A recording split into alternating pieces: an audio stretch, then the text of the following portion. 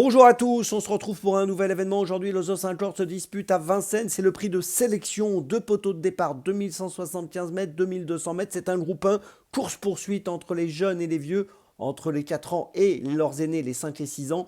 Je préfère un peu plus les 5-6 ans, on va en parler dans quelques instants. En tout cas, la compétition s'annonce vraiment passionnante. 6 au premier poteau, 8 au second poteau, 14 au total au départ de ce rendez-vous.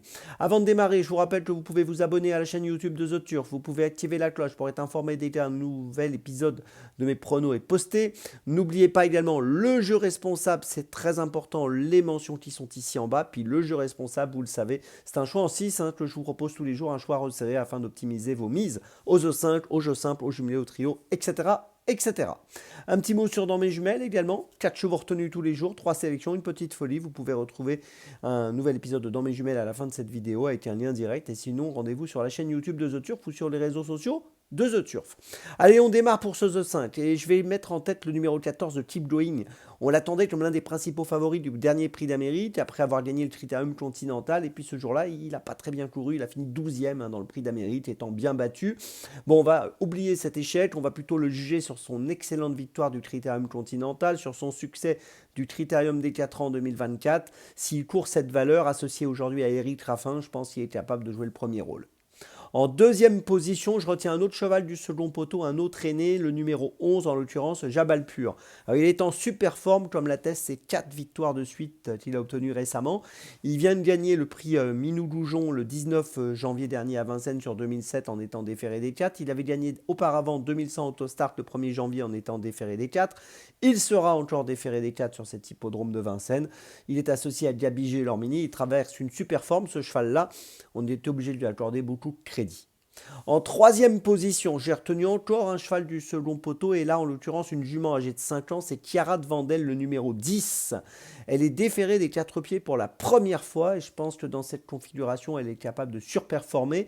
Elle vient de finir 6e du prix Ovid Moulinet au début du mois de février et il faut se souvenir qu'elle avait très bien couru dans le Grand Prix de l'UET au mois d'octobre à Vincennes où elle avait terminé deuxième. C'était vraiment bien sur le parcours des 2100 Autostart.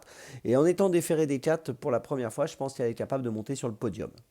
Derrière ces trois concurrents, j'ai retenu en quatrième position une pouliche du premier poteau, une 4 ans, London, le numéro 2, entraînée par Mathieu Mottier. Elle sera drivée par Mathieu Mottier. Elle vient de finir 5e du prix Ephraim Well le 8 février. Elle était plaquée des 4 pour la première fois ce jour-là. Elle sera déférée des 4 aujourd'hui. Elle a fini 2e du prix Uranie au mois d'octobre. Jugée sur ses meilleurs perfs, elle doit pouvoir terminer à l'arrivée.